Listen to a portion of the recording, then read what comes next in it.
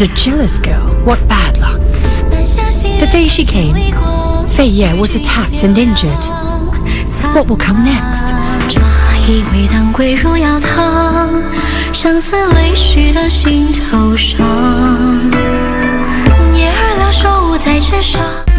Free the dumb so that they can speak. Yeah. Free the dumb. Freedom. I want you feel the same, so girl, I want you feel the same, so 'cause I have Jaja by my side. They will never conquer I. Leave people business alone. Yeah. Leave people business alone. Hide me in your rock, oh yeah, protect me from my enemy. Get the VIP access to the best shows on KBC Channel 1. We have something different, something special to spice you up. Get ready for new, exciting and captivating dramas.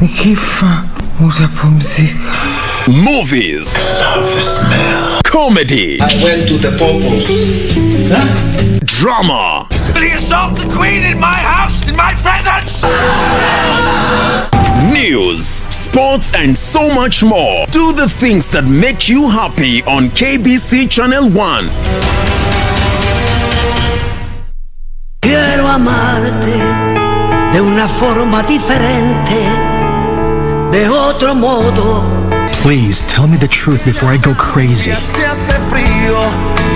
Even if Juliana tells me that she's okay, I know that there's something wrong. I just know it. This coffee field has the plague. No. That is not something that can't be fixed.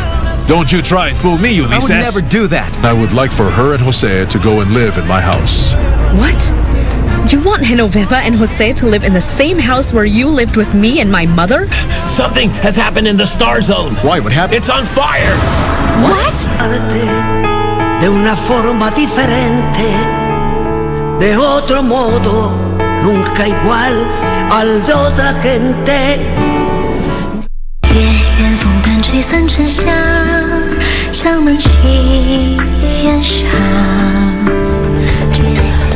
I've got to hide this now. I don't think you need to be anxious. Even heroes fall for beauties. Emperor Tianhui is a man regardless of his paranoia. I never thought Fei Ye would marry a laughing stock. And a jealous girl, what bad luck.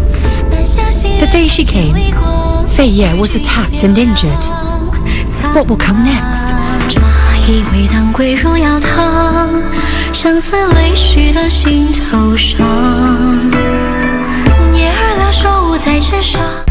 Free the dumb so that they can speak. Yeah. Free the dumb. Freedom. I want you feel the same, so girl, I want you feel the same, so 'cause I have Jaja by my side. They will never conquer I. Leave people business alone. Yeah. Leave people business alone. Hide me in your rock, oh yeah, protect me from my enemy.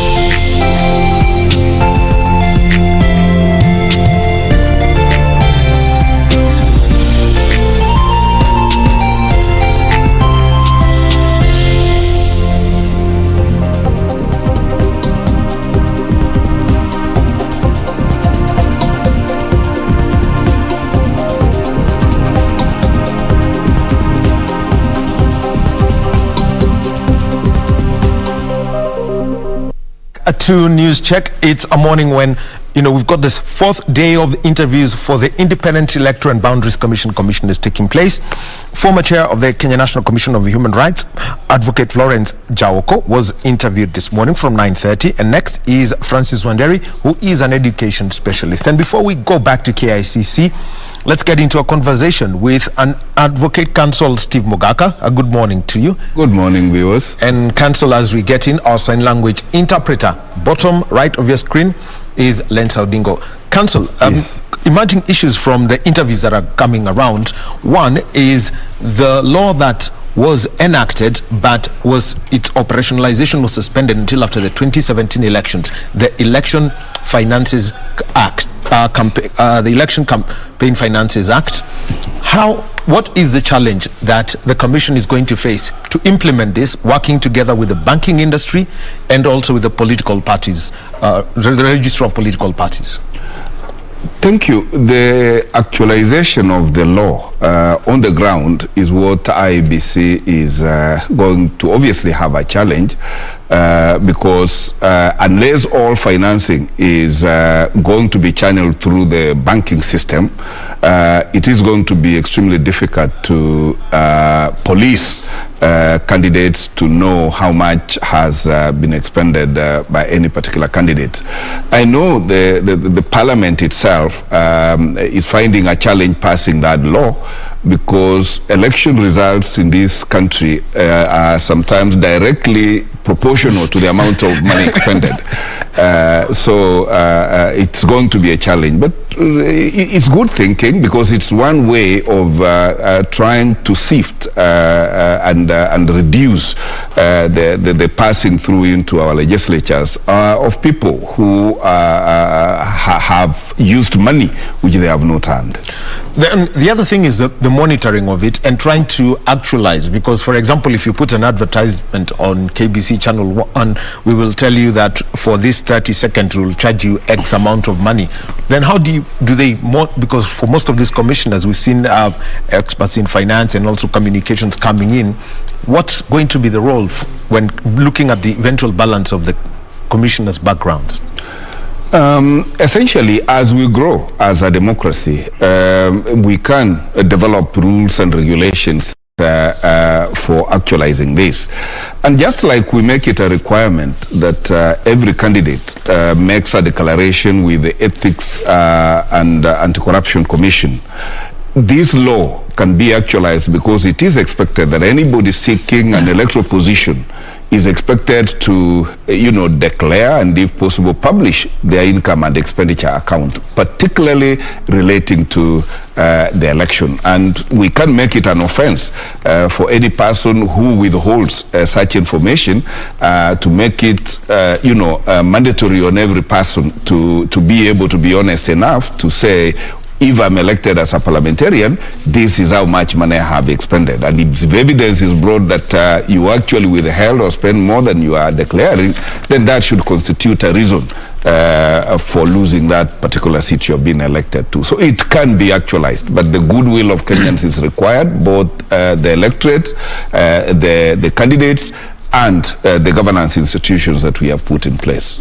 Let's talk about the political rights, because these have got to be protected. And this is number one, to be registered as a voter, to vote by secret ballot. That is at T83. And also there is the case of protecting the special interest groups, persons with disabilities, people who may have the elderly when it comes to who may not have the capacity to sign but may use thumbprints and may require that they have somebody assisting them when it comes to cast the ballot. What is the path with this one? That is, by the way, one of the biggest challenge we have. I know the law has tried to make provisions for use of biometrics, but the right of a citizen to be registered as a voter, the right to vote, is so sacrosanct that that is the last thing that any voter should be deprived. And that is the reason why, where there are challenges, I don't know how we need to actualize this, but it is mandatory that the Electoral Commission and the other actors make it possible that every candidate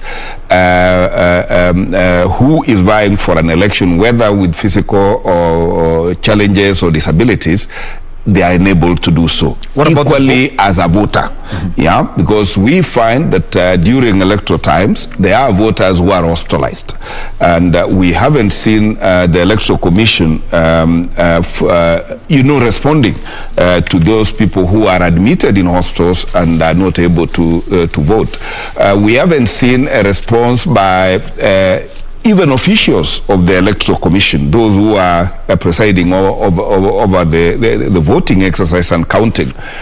their rights to vote are violated because these people are registered as voters in different stations, and they are deployed to be electoral officers in different polling stations, and therefore they are deprived their right to vote. It's an employment hazard. Yes. No. I mean, there is no employment that should deprive your very right to have a say on who is going to be a leader in this country, and even security officers. So there really needs to be a mechanism where, like, for those who are going to be actively involved in the management of the election, there needs to be a system for early voting so that we don't deprive anybody of their Quickly, right. two constituencies people do not take serious, with the diaspora and the correctional services. Briefly, how do we then enhance registration and participation of these people, because they have the right as per the Constitution of Kenya 2010?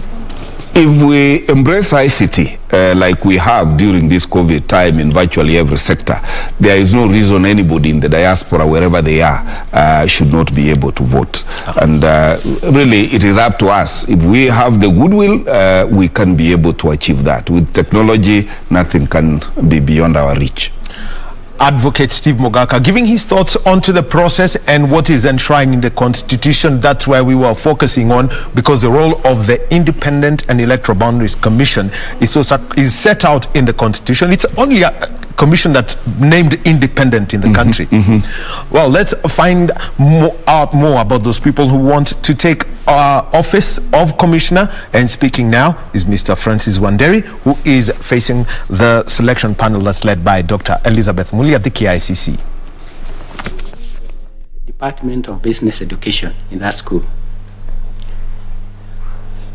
After 1 year in Matinyani, I saw an advert that was from the Public Service Commission inviting for graduate management trainees to join the Directorate of Personnel Management in the Office of the President. I applied and I was successful among others, and we were taken to Kenya Institute of Administration to train for 1 year as graduate management trainees. That was very interesting because I was a teacher, and I realized that probably I'll be more useful in the public service, the full-time public service. And we went to KIA to train as graduate management trainees. Due to my excellence and the two others, after the training, we were selected to remain there to train the senior government officers who were coming there for various courses. I was able to interact with several of the senior government officers, and I was able to travel in the country during the training. And it is at that time, when I was KIA, that because of our performance, me and three other members of staff were given the scholarship to go to do a master's degree in the US. After that, I came back and worked at KIA, and after 2 years, I moved into the private sector, worked in a bank, and after working in the bank, where I worked as a project officer, I then left the bank and I went to work at AMREF as an administrations manager. I worked in AMREF for about 5 years. After working in AMREF, I went to the private sector full-time as a management consultant, and ventured in real estate as well. After that, I continued with the management consultancy business and real estate until when I went back to work in the public sector at EBC as a director. That was around 2003. I was there as a director, and after that, in 2008, when I was in my assignment to train staff at Juba as a consultant. I was in Juba training the people of government officers. I was appointed the chairman of IEBC. I was there as a chairman of IEBC for a period of 6 years, from 2008 to 2014. Let me tell you what I think is very important for me for this job. One, I have been exposed to electoral process. My first time exposure to the electoral process was in 1979, where I was KIA. I was attached to Kakamega I went to Kakamega for attachment as a district officer as part of the training. And I started during the 79 elections. I went through the process. Then the elections were being conducted by the district commissioners at that level. I was given the assignment to distribute ballot materials to all the polling stations within Kakamega district then. At the end of the day, that was probably, we did it throughout the day and night, I was assigned to go and preside over one of the polling stations, which I did. I carried out the polling and I made sure that we returned back the ballot papers back for counting hall. That was an experience that was quite difficult because I worked for 48 hours non-stop. From distribution of the ballot papers to the time we brought back the ballot boxes. I have been involved in other activities, particularly I have watched this country grow democratically from de facto multi-party state to single-party state, de facto single-party states to de jure party or single-party state, translation to multi-party democracy, and I consider that my experience in all this period will be useful in understanding and managing the activities of a commissioner at IEBC. I have seen it all, and it is interesting how we have seen this country transform, and I say it is a process of growth, just like any other child growing. So this experience is useful. I've been involved. In 2007, I offered myself as a candidate in Ken constituency because I have helped many people become, we say, kingmakers. Because I think I was one of the key people that the people who wanted to become MPs in Kenya would look upon. So I thought I could make myself a king as well, just to realize that it is kingmakers don't become kings. But all the same, after that, I have an interest and a passion for good governance. I have an interest and passion for transparency and accountability, and those are the issues that I have learned and practiced, and that will be useful. In IEBC, when I became the chairman, we had 3 major objectives. One of them is to transform IEBC into a special economic zone. That process had started, and I continued. By the time I was leaving IEBC, we had already completed the task, the assignment, and the processes, which involved a lot of stakeholders, particularly in the area of in industry, KRI, all the industries. And I'm happy that today we have an IEBC, we have Special Economic Zone Act, which was through our big effort with the then MD. The other thing, we wanted to make IEBC a self-reliant organization. Since inception of IEBC in 1990, IEBC was always getting money from Treasury. Our objective was to make the institution self-sufficient and, if possible, be able to give Treasury a check at the end of every year. And to that end, we worked very hard to identify what resources we had And one of the major resources EPZ had was land. EPZ had 1,000 acres of land, and by the time I joined there, less than 30% of it was being utilized. So we were looking at how do you utilize our assets, and this was in line with Vision 2030.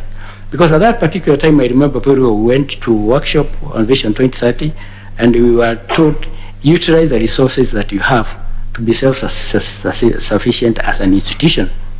And we identified 3 areas that we could do that through our strategic plan. One, there was land set aside for housing at EPZ from the master plan. And we thought we could look for partnership to do that work. The other one was a commercial area, which was set aside to be developed as a commercial area. And they looked at how we can partner on PPP basis to be able to develop it. The other one was the land, another big parcel of land, which we thought we could request the government and other government agencies whether you can convert it into a commercial enterprise where the enterprises in that area were not going to be restricted solely as with the EPZ Act. And that process was started. However, we had grown. By the time I was leaving EPZ, the level of employment had moved from 12,000 people, 20,000 people to about 46,000 employees. The investment in EPZ had grown from about 21 billion to over 44 billion. So I consider those achievements, and those were done through proper leadership. I can say during my time as an EPZ chairman, not a single day did we ever decide issues of the board and management through votes. I'm a consensus leader, I'm a strategic leader, and I'm transparent. Thank you, Madam. Thank you so much, Mr. Wanderi. You are a registered voter? Yes, I am. Okay. At which? The last time I voted at Kanyagia polling station in Ikeni. Thank you so much, Mr. Wanderi. I'll now ask Mr. Morris Kimuli to ask you a couple of questions. Mr. Wanderi. Yes. I just need to start by reminding you, you said kangaroo is the lions of Embu. I want to remind you now the cliche is about Yumbisi Mixed Day School in Kitui, where I went. It's no longer lions. Yeah, that is in Kitui, not Embu. Now, that's nice to hear. Help me understand you better. Mm-hmm. You said that you went into a seminary with the intention of being a priest. Yes. Now, I'm looking at priesthood, and I know that by their very nature, a priest is supposed to walk the straight and the narrow. Is supposed to exhibit high standards of decency and morality. Mm. Is also supposed to be a mentor and a leader and to teach the gospel. Mm-hmm. And needless to say, he is supposed to be celibate. Now, what aspect of priesthood defeated you to enable you say that it was not your calling? Actually, it's not the aspect of priesthood. One of the issues I'd like to repeat from your word, from what you have said, decency and morality is not a preserve of the priest, it's a preserve for a lot of people. So I looked at it from a point of view that I felt that as the firstborn in the family, because I'm the firstborn, and from a poor family, peasant farmer, I realized that probably if you become a priest, the rest of my siblings might find it difficult to grow and to get decent education. So with that, it's a concern for others that really made me do that. I also felt that I'd probably contribute more as a father of the family than the father of the Christian. Yeah, so I thought that would be more useful. And at the same time, because of my siblings, I felt that I should be able to do that. So, but what I know is that out of my experience at seminary, I carried out Christian values, which I had started because from my parents. That's all right. I get it. Okay. Now, you also say that you worked as a presiding officer in one election. Is that so? Yes. Would you say that you worked for 48 hours? Yes. Generally, that comes with a lot of fatigue. Yes. And you could, when you are tired, you could make mistakes. Do you think it is permissible for the IEBC to be allowed to make some mistakes as a result of emanating from the fatigue of their officers? The reason why this happened, let me tell a little bit, is because when we started distributing the votes in the morning, and I went out almost throughout the night, the following morning, the district commissioner realized that one of the stations did not have a presiding officer. I get that. So what I'm saying is, I've also worked as a PO. Yes. I know we work for long hours. Yes.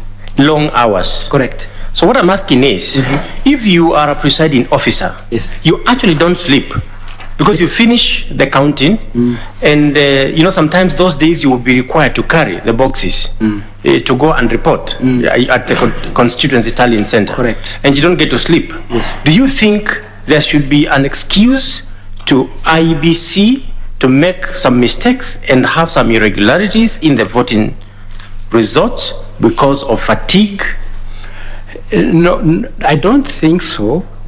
I would imagine that the systems and the structures are not, that are in IBC, are such that work distribution is well done.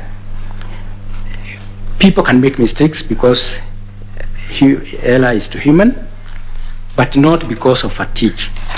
It should be for other reasons, because fatigue could be there, but under the circumstances at the IEBC, I would imagine that there's proper distribution of functions and duties, such that nobody should feel. Okay, during the election time, there is pressure. That's when mistakes. That's when mistakes happen because of pressure, and probably poor coordination. So my question is, sir, does the law excuse irregularities on election day? No, it doesn't. You are sure about that? You've offered yourself for election? Yes. Will the courts normally, ordinarily nullify an election just because there were irregularities? They are within the law. Within the law? Yes. So if there is one irregularity in an election, the court will nullify? No. It is according to my understanding of the electoral law. Yes. Those irregularities, unless they constitute factors that make the votes invalid, they cannot be. They should not be. They should not be. The election should be upheld. The irregularity should affect the results. The outcome of the election. Outcome of the results, and that is in Section 83 of the Thank you very much. Act. Now, in your case study, sir, when you are answering this question on dead voters, you made a proposal, and I want you to defend it. You said one way of dealing with 2 million dead voters found in the voters register is to have IEBC advertise the 2 million US voters in the Kenya Gazette and in 2 dailies of national circulation. Was that you? I'm not sure. You can read for me what I wrote. Well, that's exactly. I'm reading exactly what you said because I have your. Okay. So, do you think there is a framework for, publishing a notice in the Kenya Gazette? And do you think that's the best way of dealing with dead voters in the register? You publish in the Kenya Gazette names of people. You publish in local dailies. I would like to add that when I was doing that case study, the first thing I said was that, first of all, is to establish the authenticity of that information as IEBC to see whether it is correct. If it is correct, we would liaise with the register of persons to be able to identify those members who are in the voters register and they are in the voter register, so that we can update the voters register, remove the dead as part of the mandate of IEBC. So your suggestion was, before you remove, yes, you need to publish their names in the Kenya Gazette. No. Before we remove the names, we'd have to seek the information and verify that information with the registrar of persons. You are aware that most of the deaths are not registered immediately? Yes. And at any one particular point in time, there will be dead voters in the register? There are actually dead voters throughout the election period, but there's a cut-off point, at least 3 months before the election. And therefore, we should clean the voters register before that time. Okay. You also stated in your case study, sir, with respect to unregistered youths, and you said it is the responsibility of political parties to mobilize the youth. Do you know whose responsibility it is to ensure people register to vote? Yes. Before you are registered as a voter, you must get the ID. The work of issuing of ID is the responsibility of the registrar of persons. That was part of my answer, because if I can remember well, I said that I would mobilize the political parties together with the registrar of persons to issue ID, because the political parties have an interest in these people getting registered. For them to be registered as voters, they must go through the process of getting the ID. So I look at the whole span. The politicals can mobilize people to go and take the IDs, and then the IEBC would be there to register them as voters. So I was looking at it as a stakeholder involvement. So as a matter of law, yeah, I get it, it's a stakeholder involvement. As a matter of law, according to you, who has the principal responsibility to ensure people register to vote? It is the IEBC. It is the IEBC. And it is the IEBC that is supposed to design means and ways of ensuring people register. Yes. Not political, but political parties may have a secondary role as a stakeholder. Of mobilization. Of mobilization. Yes. Now, if you go to a polling station on voting day and you find that your name is not there, or your name is misspelled, or there's a problem and you cannot vote, whom would you blame?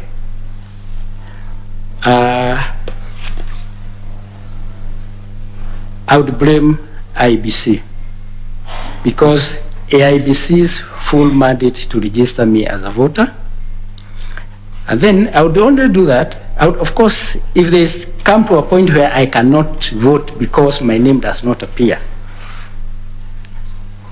And if my name does not appear, then it is the responsibility of IEBC to have my name. And because there is a register, they must register that, the principal register that they have. So you would blame, I don't appear there. You would blame IEBC? I would blame IEBC because I have my ID. And I have presented myself at the polling station. Do you think you as a voter also has a responsibility to ensure on voting day you vote? Correct, because the register is open long before, about 60 days before the elections, and I can go and confirm whether my name appears in the register or not. So if it does not appear, then I would seek to know why. I would seek to be registered if it does not appear. But that is a situation whereby you are talking about, I have already registered and my name does not appear. I think. So I was talking about voting day. So you understand that a voter has a duty before the election day to ensure that his or her name is on the register. Perfectly. And who has the duty in law to ensure that the voter knows that he or she has that duty to inspect the register? The IEBC. The IEBC. Yes. Through voter education. Yes. Yes. Or somebody else will take you on voter education. But just one question, just briefly, what were the key? What would you say are the key failures of technology in our election process? Very, very briefly. Basically, the key area of failure in our technology was during last election was the transmission of votes through the technology that was that was one, and communicating that information, the election results, to the tallying centers. So the key of technology was I would say network at that particular time. Yes. Network. Yes. Okay. According to the report from IEBC. Okay. Thank you very much, and thank you very much, Madam Chair. Thank you, Mr. Kimuli. I'll now request Dr. F.S. Abdallah to ask a few questions. Thank you, Madam Chair. Karibu Bwana Wanderi. Bwana Wanderi, yes, sir. From your CV, I've noticed the impressive qualifications you have. You have a master's degree in management and economical science, right? Management science. Management science, yes. Right? Now, I just wanted to confirm. I've seen also in your papers that you're director of Roots Credit Limited, 2017 to now. Then managing consultants, patent consultancy, executive director, Sawana Group of Companies, the property development company. Could you please confirm whether you are still active and are holding directorship on those three companies? Currently, I'm a director of Roots Credit Limited. Yes, currently. What about the patent consulting, executive director of Sawana Group? Sawana Group, I am no longer a director there. Patent consultancy is my business I do. I'm a managed consultant, as I had said earlier, so I am still doing that business. So you are still active as a director in the two companies, not the Sawana Group, right? Yes, no Sawana Group. All right. Okay. So do you hold shares in these companies? Let me put it this way. Patent Consultant Services is actually a sole proprietor. Roots Credit, yes, I have some small shares in Roots Credit. All right. I'm a shareholder. You're a shareholder. At what Yes. percentage there? Are you active in the shareholding? Are you one of the leading shareholders in Roots Credit? No, not one of the leading. I'm a small shareholder. Okay. Yes, I'm a small shareholder, but Right. I'm active in the management of, I share one of the committees of Finance and Operations Committee of Right. Roots Credit. Okay. Yes. All right, thank you. Now tell me, on your achievement in your CV, you claim to have converted, or rather bring up the investment from 2 billion to 6 billion? Actually, it's not. That's an error. When I was looking at the report, it was from 21 billion to about 44 billion. Oh, so the 2 billion to 6 billion has got no relevancy whatsoever? No, it was bigger than that. That's what Of course. Yeah. I heard you this morning saying that it came from 21 billion to 46 billion, right? 44 billion. Yes. So that's 100% increase in 4 years. It's more. All right? Yeah. All right. That's good. That's a 25% increase of value per each year. In which areas of trading or investments did this 100% increase come in from? Within the period of 6 years, we attracted investors in the textile sector, big. We attracted investors in pharmaceutical, in big way. Local investors who wanted to manufacture and process macadamia for export. We also wanted to, or they did wanted to. The macadamia processing was in place. Yeah, it was a decision of the board and management. What I did there is I tried to make it seamless in terms of decision making. What I mean seamless is that all the management decisions that were made were processed quickly by the board. So if there are investors who wanted to come and invest within IEBC a day, the management would bring that information to the board, we process it, and they would proceed. So that is how we are able to even expansion of IEBC, which was known lightly from Athi River and Mombasa, and we were able to take it to other places like Kitale in Mtwapa. So we did that, it was good. It was good. I understand, Mr. Wanderi, but that doesn't answer my question.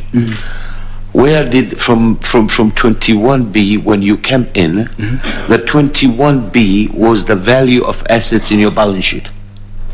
Investment in the EPZ. Now, and those, yeah, so that's the shareholders' funds in the balance sheet. It is the investments, either in form of land, capital injections, and whatever. Let me clarify how EPZ works. Right. So that we can be on the same tune. EPZ as an authority regulates investors and attracts investors who come to the authority. So in this particular case, what we did was that when an investor comes to EPZ, he leases land. And we are looking at how many investors have come to EPZ during that period to invest in EPZ. That is what we call the value. It is not the balance sheet of EPZ as a company. It is the value of the investment from the varying investors from outside Kenya and the local. Thank you. Yes. So in that case, it's not increase of the assets, the balance sheet, it's an earning as a form of interest or rental. No, it increase in the value of the investment by investors within the EPZ zone. So the investors will spend money to construct or their own units or something? They would do that. Right. Or they could hire even go-downs that are already built. Yeah, so if they hire the go-downs, then it comes in the profit and loss account as a rental income. The rental income to the EPZ. It will come a rental, yeah? Yes. So what was the trading activities? What was the trading differences? You see, the value could increase in form of assets by extra land allocated by the government. Yes. That will be increase of your value. What we really wanted to be educated on, what was the trading activities? How did you increase the earning for you to be able to contribute to the exchequer? We were actually moving. Our strategy was to move from getting money from exchequer to be able to finance EPZ operations. At that particular time, by the time I was leaving, we were still getting money from exchequer because we had not completed the process. So we were earning income from the rentals for the companies that have invested, either built land, because when you build land, you pay rental on that land that you have built on at a certain rate per year. When you hire a go-down, you pay the rentals on that for that go-down. So EPZ income itself was basically from the rentals. Right, sir. So in other words and in short, you could have increased the value of the EPZ, but you are still not self-sustainable. You are still being financed by exchequer. Correct. Right. So do you think that could have improved if you still continue there? Because as you say, at the time you left, you did not achieve your goals of not being able to be still dependent on the exchequer. Thank you, Mr. Abdallah, for that question. It was going to happen. It was? Yes, it was going to happen. Kenyatta International Convention Center, where the selection panel for 4 new commissioners of the Independent Electoral and Boundaries Commission are holding interviews, and the person who is being interviewed right now is Mr. Francis Wanderi. He's a former director of the Export Processing Zones Authority. He has a Bachelor's of Education, plus he has also studied education management, and he's ventured into business. He is now being interviewed by Dr. Faradim Abdallah, who is one of the members of that selection panel that's chaired by Dr. Elizabeth Muli. My name is Daniel Wahome, and a very good afternoon to you. We continue with conversations around what's happening today, and together also with our guest in studio. We've got Counsel Steve Bogaka. Our sign language interpreter is Lensa Odingo.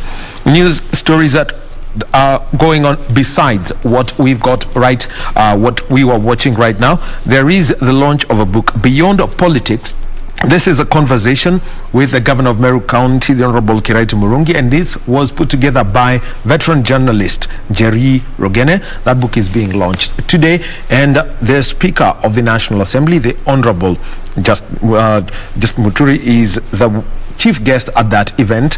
Governor Muturi will be launching that book, Conversations About the Politics in the Country, by the Honorable Kiraitu Murungi, who is the governor of Meru County, and most of the editorial work done by veteran journalist Jerry Rogene. Also happening at the High Court, we've got the murder case that involves Migori County Governor Okoth Obado, and this is happening right now. It's a matter that's being heard, and our reporter Sarafina Robbie will be giving us updates as the prosecution has started presenting its witnesses in the case, including the Chief Government Pathologist Johansen Oduor is among the witnesses who have been, giving their evidence, the prosecution side of the story this morning.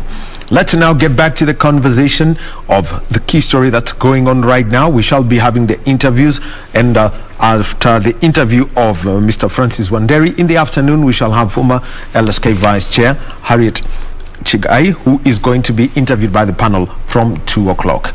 Now, Council, let's talk about some of the things that are coming out from these interviews, and everyone has looked back at the previous commissioners.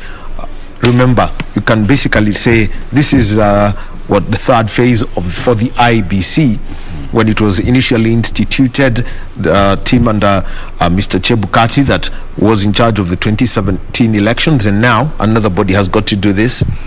For you to apply for this job, it means that you've got to accept that certain aspects of your professional and at times personal life be brought to the fore.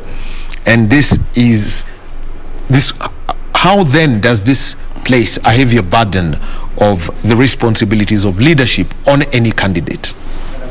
Thank you. By the way, among the independent commissions we have in the country, the Independent Electoral Commission seems to be having a very relatively more critical role than other commissions, because the development of this country depends on the leadership that we put in place to manage the public resources in this country. And the bulk of those leadership, particularly in the legislature, whose primary role is oversighting the executive in the implementations of policy, the legislature therefore requires to be a very smart legislature. I dare say that a country is only as prosperous as its legislature can make it. And therefore, IEBC being the gatekeepers of who is it that assumes the legislature and the executive, they bear a more critical responsibility for the leadership that can take this country to wherever we want to be lies on their shoulders. And that is the more reason, therefore, that the person seeking to be commissioners in IEBC, first of all, must be beyond reproach. Caesar's wife. It must be beyond Caesar's wife, if you want to say so. And therefore, this is not a commission for any Tom, Dick, and Harry. And Kenyans and our select panel need to know that the prosperity and development of this country really, by and large, depends on how well IEBC do their job. And that job starts from who assumes office as commissioner, and thereafter who presides over the management of our election, because therein lies who is it that is going to lead the executive, who is it that is going to lead the legislature. And imagine the legislature vet virtually everybody who takes a position both in the judiciary and the executive. So I must confess that our country has not done very well in the management of who do we ultimately get as a legislature in this country. And for you, that process is basically, that's the voter's role. But for you to even become a member of the National Assembly, a member of the County Assembly, you must be a registered voter, and continuously the management of the voter roll is coming at, every time a candidate is there. The management of the voter roll is there. We've had the candidates being asked where they are registered as voters, basically to declare just in case they've got a conflict of interest. What needs to be done so that your records do not disappear, do not tend to, people say they disappeared or you can't find your record when you go to vote? Thank you. A very good question for that, because I recall from the evidence that was tendered in the BBI case, IEBC were reporting that from 2017, they have managed to register about 140,000 voters. New voters, for that matter.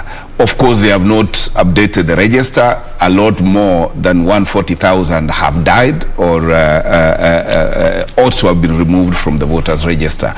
Meaning, if you ask me, judging by that alone, one gets scared on whether IEBC is actually doing its job, because one hopes that through the continuous registration of voters, we should have seen a deliberate effort, because those IEBC branches lying all over the Republic are doing nothing. The question then is, because before you blame the IEBC, because the IEBC can't come and speak and pick council, kuja ujiandikishe, is the education part which is required of them by law.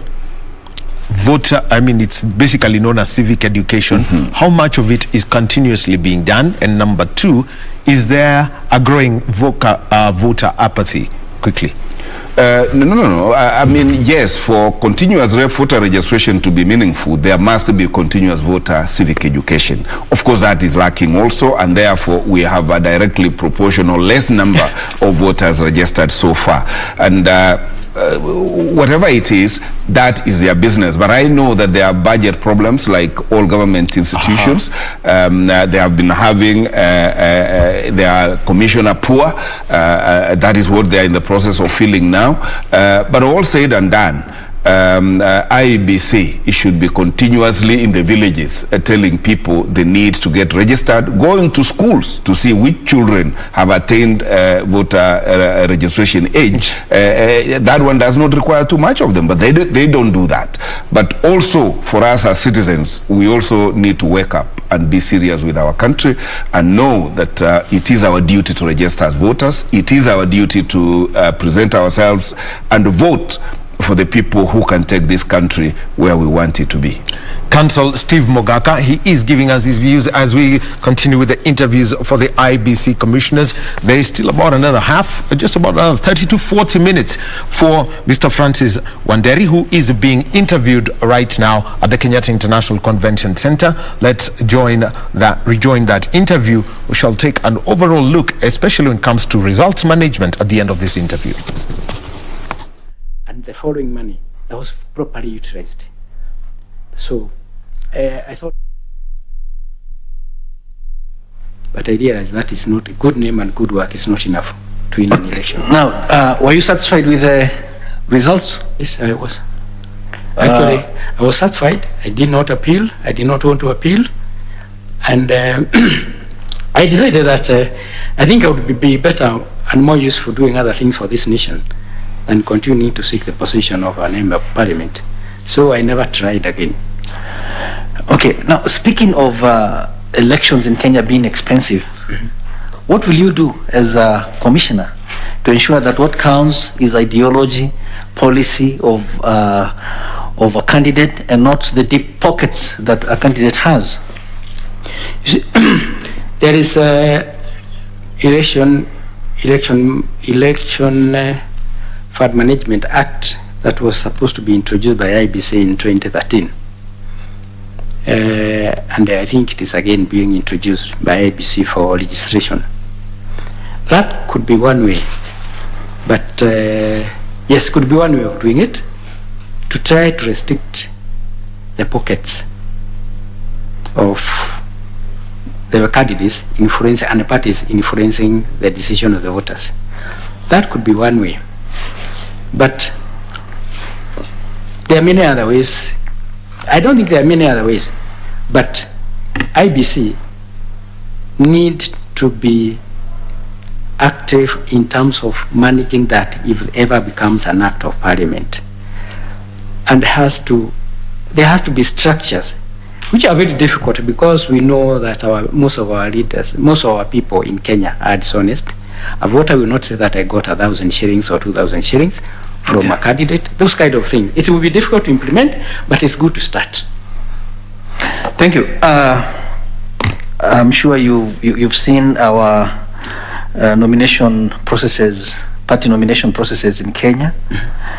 They are normally perceived to be disorganized, marred with technical difficulties, surrounded with persistent rumors of fraud, manipulation of results. Okay? Now, as a commissioner, what will you do to ensure that we have clean party primaries? I think one of the issues, I think, and I keep saying this because it has worked elsewhere, is to involve the political parties in the process of nominating their candidates. Let me start by saying, first and foremost, all candidates are supposed to submit their nomination rules to the IEBC before. Yeah. And those nomination rules are supposed to be followed. I would request and urge the candidate, the political parties, to allow, of course at a fee, IEBC to conduct their nominations, instead of them conducting nominations and bringing the candidates. And I would even seek whether we can have a legal framework that can govern that, so that we have good, credible nomination process, because that is where the election starts. Okay. Now, what is an electoral cycle? Well, an electoral cycle is a process of preparation before the elections. It has 3 cycles. The preparations that you do before the elections, that involves voter registration, voter education, the registers, all that process that comes before the election. Then the election period, that is the polling period,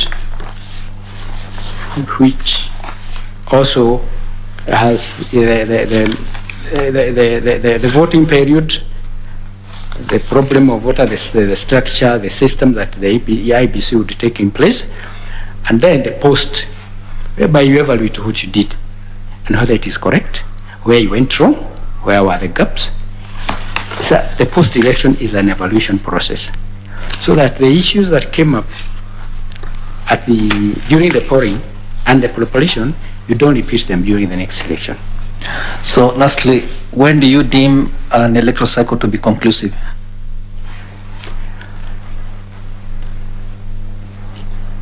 After you have gone through the cycle, the three stages, and so what will inform that this cycle is concluded? After you have identified the gaps, you have identified the flaws and the areas that need to be improved. You can say that you have evaluated and got the impact of what you did, the results, and you see this is well done. Then you have completed after the evaluation process is over. Thank you. Thank you, sir. Thank you, Mr. Salonka. I'll now request Madam Elizabeth Mayo to ask a few questions. Thank you, Chair. How are you, Mr. Wanderi? Yeah, very fine. Yeah, I'd like to refer to the case study. Yes. Yeah, the response you gave to one of the questions, which was touching on the views in the report which was published by the stakeholders. And their view was that the level of voter education is wanting. And in response to that, what you said, I want to read exactly what you said. Okay. You said that you and the Commission will first determine what is meant by wanting. The report stated that the level of voter education is wanting.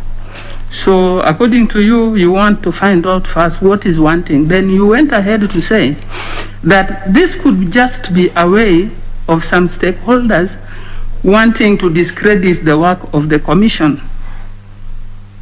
You said that? Yes, yes. Okay, thank you. So from your response to this issue, from what I got is that you are already defending the commission, that some stakeholders want to discredit the commission. Yeah? Am I right? You're not quite okay. right. So what does this say about you? Just 1 minute. Yes. What does this say about you if your approach is that of being defensive, one, on getting feedback from your stakeholders? What kind of approach are you going to take in getting expectations from your stakeholders? Because this one was feedback from stakeholders. But according to you, no, there must be some stakeholders who want to discredit the very good work we are doing, while they are the people on the ground, and they have noted that the level of voter education is wanting. What do you say about that? Let me put it this way. What I understand, what I have understood through these political processes and involvement is that sometimes it is possible some stakeholders are not honest. And that is what I mean by wanting to establish what do they mean by wanting. So I like to analyze issues. So I'd like to understand what do they mean by wanting. All right? So I would engage them to say, where are those gaps? That is what I meant. And my statement that I'm defensive is not that I'm defensive. I am analytical. Okay. I just want to know that this is the problem. How do you deal with it? And that is why I'm saying, once we have identified it is true that there are areas that have the gap, then IBC would take up the issue and do it. The good thing about the stakeholders is they give you feedback on their feeling. And it is very, very important in a political process to have this feedback properly delivered to you, analyzed, and then you act on it. I am not defending IBC. Yes. Thank you very much. Okay, thank you. You also told us that elections in Kenya is determined by the good ideas. It's not determined by the good ideas one have, but the level of finances you have. You still stick to that? In most of the cases. In most of the cases. Okay. Yes. Okay, now this brings us to the culture of expectation of handouts in this country. This has been identified as one of the challenges which actually is affecting voter education. If appointed as a commissioner today, how would you deal with the challenge of expectation of handouts?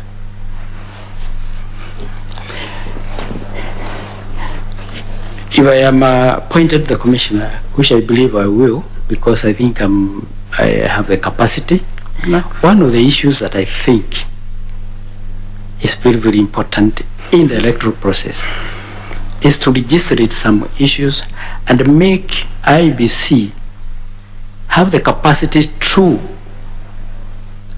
implement and punish.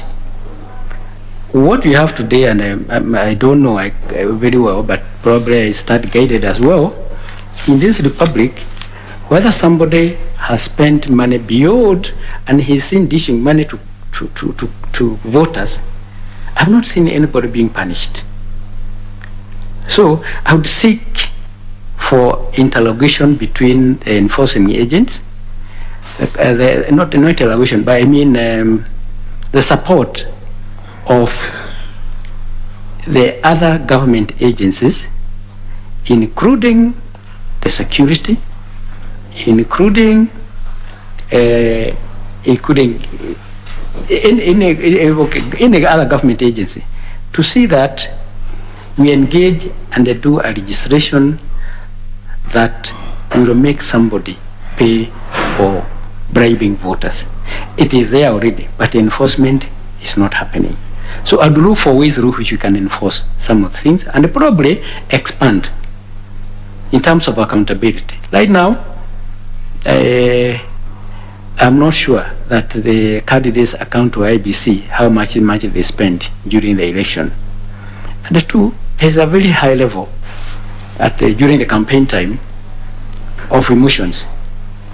I don't know whether that is why the IEBC does not take action, but because I'm an outsider, I would propose that when I'm there to look into issues and the ways through which we can enforce and legislate so that we can curb those behaviors. Okay, thank you. You are talking of enforcement. Enforcement you cannot do alone. Yes, that's what I've talked about. You will have that whole government approach. Yes, that's what I've talked about. So who are the key stakeholders you think you will engage in this process such that your enforcement measures are actually implemented according to plan? The security agencies, the Ministry of Interior, Judiciary. Judiciary is very, very key in this one.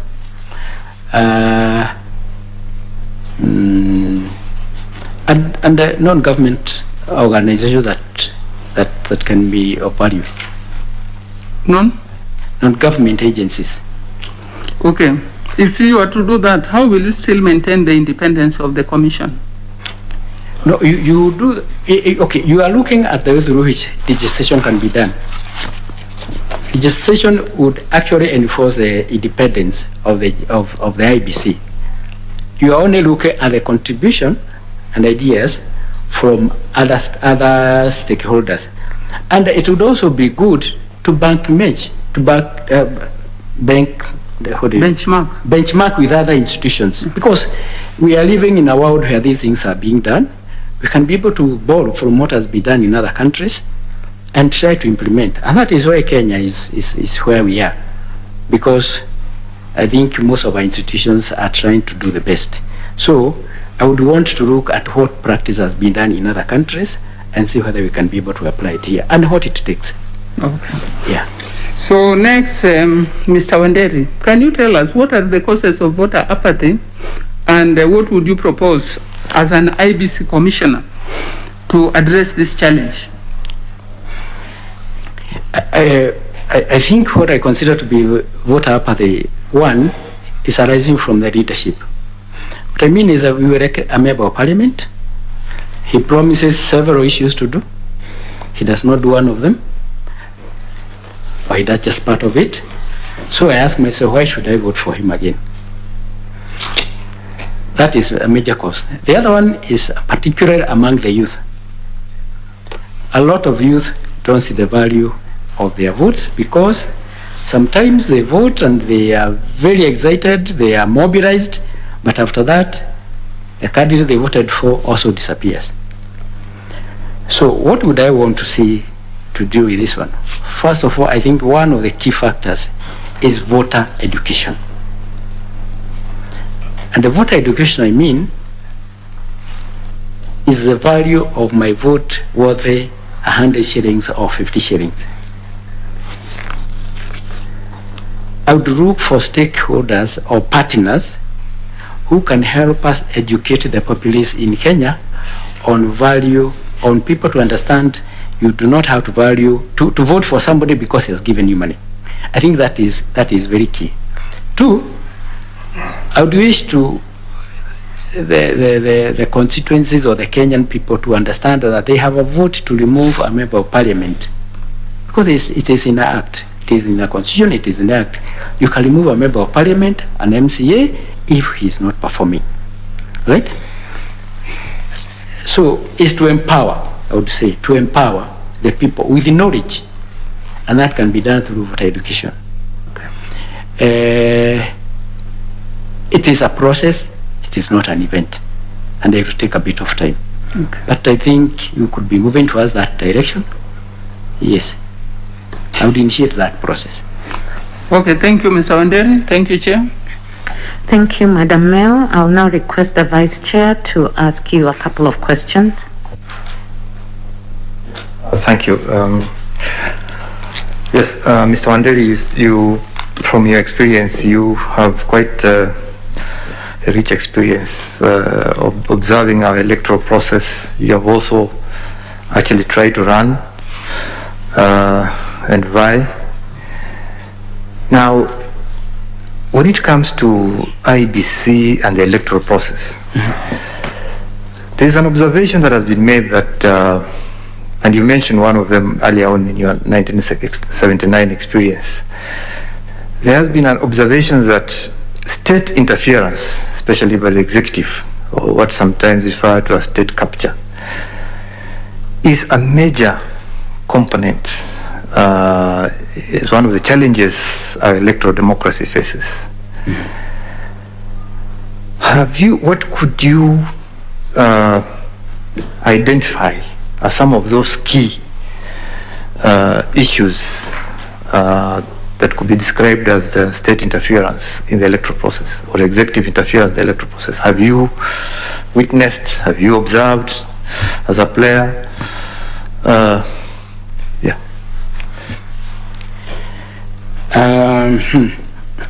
I'm not quite sure that I have observed, but what I have observed is what you call state capture. But I would like to say that political parties are formed to capture power. And at one particular time, there is a political party that will be in power. And that party that is in power at that particular time will have another party, which probably the second party that will be an opposition. During the elections, all those parties fight to capture leadership of the nation. Of course, the party that is in power would want to retain, and in some cases, that's where the interference can be seen from the other party that is not in power. Whether it is true or not, that remains to be decided. Because we have a government in power, it is formed by a political party, and that government is performing its functions. But some of those functions may be interpreted as state capture or state interference. Let's take, for example, the financing of IEBC.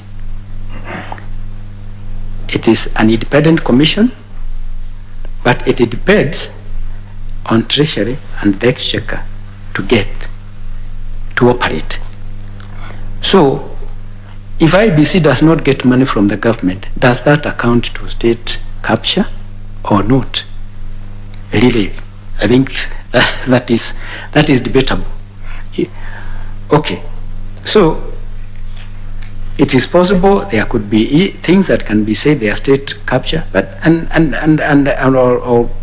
it is depends on how you interpret it, because the political parties fight and they will use any means to discredit and say this is happening with IEBC. I do not have very clear examples, but I think we all know what happens, and that's what we are interested in. What I mean is when those kind of things happen. We may not know. I'm saying, for example, now, if the IEBC does not have enough money to conduct an election, is that what you consider as state power?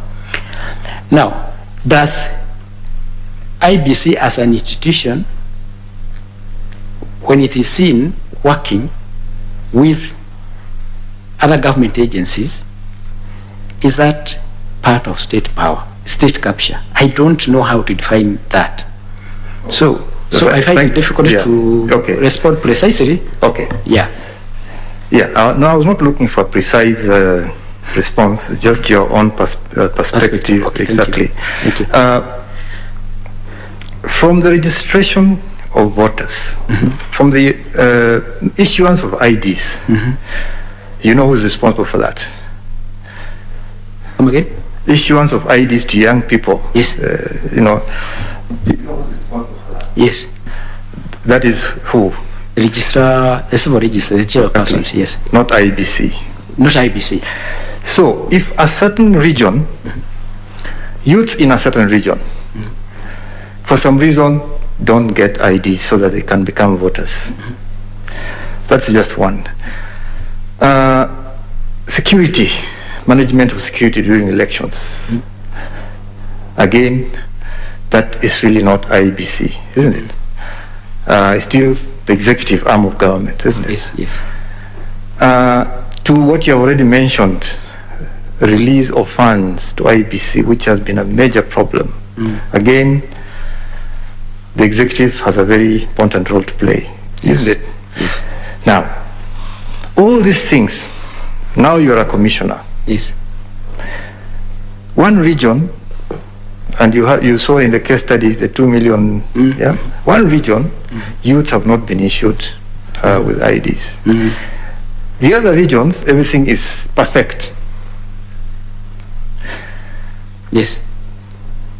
The budget for voter registration and buying of technology for elections is not released for some reason or another until the last 6 months.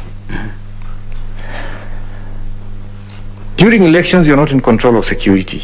Yes. So in some regions, chaos is allowed to happen, while some regions, things are fine. How do you handle this kind of matters? Let me start by registration of issues of ID cards to the youth. In the Kriegler report, it had proposed that by the time somebody gets the ID, he should also get the voter's card. And I'm not sure that has taken place yet. As a long-term solution, I would look at the way through which we can engage those two bodies, so that by the time you get your ID, because by the time you get your ID, you also get you're registered as a voter. Let's assume, Mr. Wanderi, let us assume this is happening in 2022. You are a commissioner, you're supposed to make decisions regarding those difficult situations. Okay.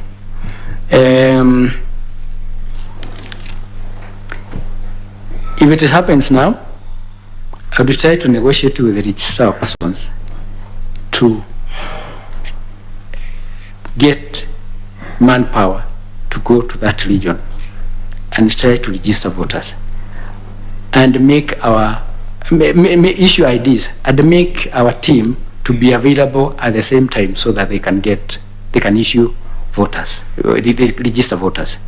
That is what I would like to do, because it's an immediate thing, it's a current problem, and we must sort it out before the next election. Because if you don't do that, we will be doing what we call voter suppression, and it is wrong, and because it will be in certain region. So I would avoid voter suppression. 2, the budget. The budget has been released, and the equipment are required within probably a long time so that we can try them and test them and see whether they are working. I would approach the procurement authority and ask them to allow us to do single sourcing, all right, supply of the technology, because going through the procurement. Just to mention to you that in the case of IEBC, it's the one that procures. Resources come from elsewhere, but IEBC procures. Okay, if I got it right, you said the budget is released very late, all right? And what I see, if the budget is released very late for procuring the technology, it means that going through the whole process of procurement will take a bit of time, and we may run out of time to have everything in place. That's why I would seek the authority of the technology that IEBC must have identified. Because what I'm saying right now, IEBC knows we are going to have an election next year. There's no reason why IEBC cannot have identified the kind of technology that will not let us down during the next year's election, because that is part of their business. So I would imagine that if the budget is coming in late, I would look for ways through which we can get the technology within the shortest time possible without going through the wrong procurement processes, because that can delay. Because we can go through the procurement process and then you have people going to court and saying that has not been done, what. So with the authority of the procurement authority, we can be able to have the technology in time. Security. security is a major issue. And security is a major issue. You know, IBC does not have its own askaris, does not have whatever, it has to depend. I think this requires negotiation skills of the commission to negotiate. And because even the government of the day wants secure elections, I don't think there's a government of the day that want to disrupt the elections. I think the government of the day wants secure elections. So we can negotiate. I would engage the security agencies or the leaders of security agencies, the Minister of Interior, the police, and whoever else, on a one-on-one negotiations to see what we can do. And I will not do it in secret. I would want to publicize so that the Kenyans know that we are doing something about it. Yes. Now, just a final one. Okay. A very simple scenario. You are a commissioner. You are the one responsible for the committee on stakeholders, especially on water education. You are in the middle of a meeting. You have 4 groups waiting, 3 groups waiting. One is a group of stakeholders from the coast. They traveled overnight to come and see you. 2 is a group of women voters from Wanderi. 3 is a group of physically disabled people. They've come also to see you. Then in the middle of the meeting, while you're going through all this, a delegation of senior government officials arrives, led by the Minister for Interior. And the PA comes to you and says, Commissioner, we have this mission here by the government, senior mission by the government. They want to see you. The minister, the cabinet secretary has to go to other meetings.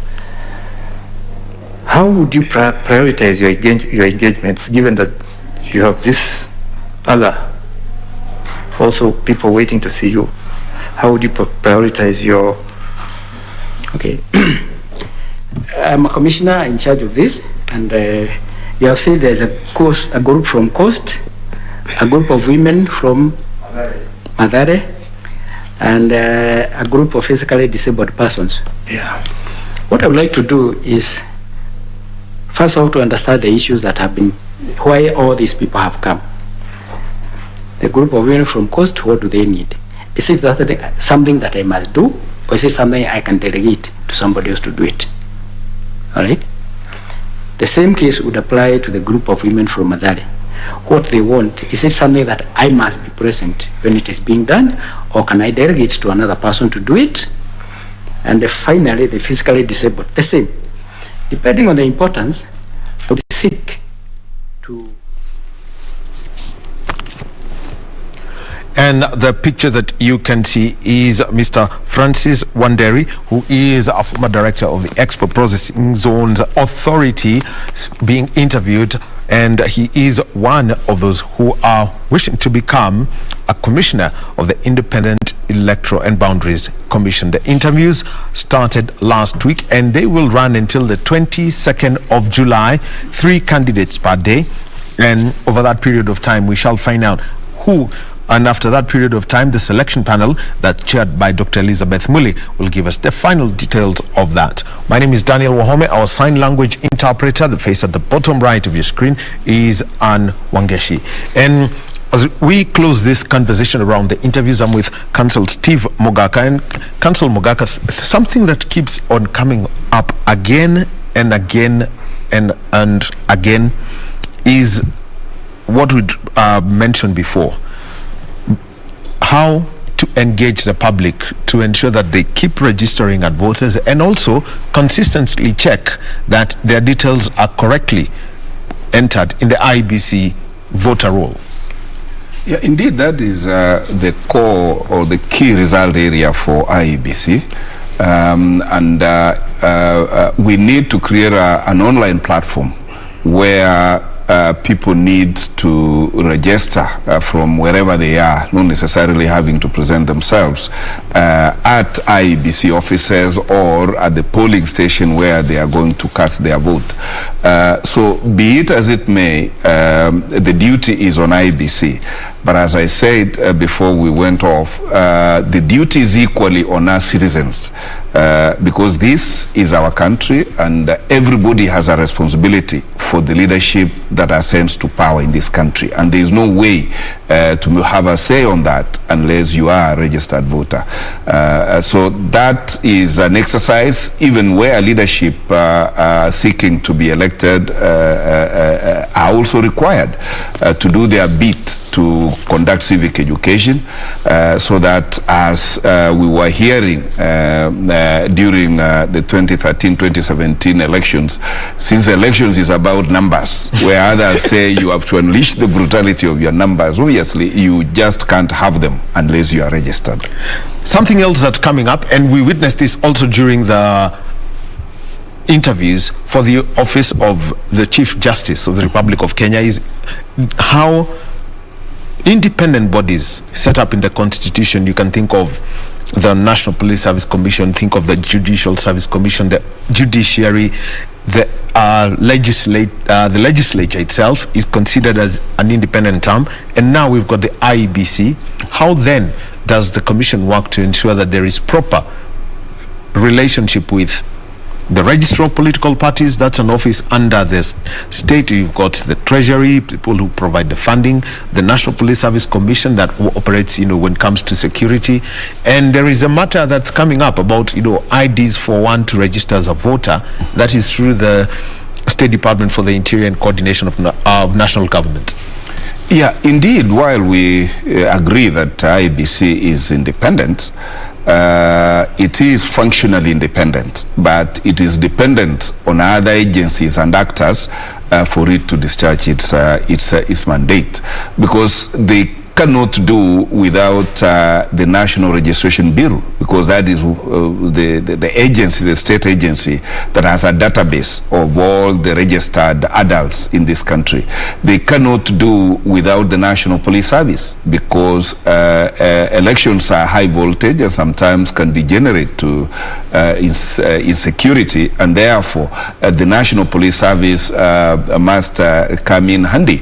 They cannot do without other agencies like the judiciary, because where there is a dispute in decision making, right from registering a voter into nomination of candidates, into the processes involved in voter management, into declaration of results, all those are areas that cannot be above scrutiny without involving the judicial eyes in it. So they cannot be independent. They are dependent on other actors for them to discharge their responsibility. Counsel Stephen Mogaka, thank you very much for your time this morning, your insights into this and the interrelation that happens between bodies independent and those that are under the legislature and also under the executive. Well, we shall continue with our news bulletin. Jackie Wanderi is joining us at 1 p.m. for our lunchtime news bulletin. And remember that at 2 o'clock, the interviews continue, and former Vice Chair of the Law Society of Kenya, Advocate Harriet Chigai, will be being interviewed by the selection panel. She also is one of the candidates for Commissioner of the IEBC. Thank you for being with us this morning. My name is Daniel Wahome. Our sign language interpreter has been Ann Wangeshi, and on behalf of the team that put this together, and you, all, want to say thank you very much.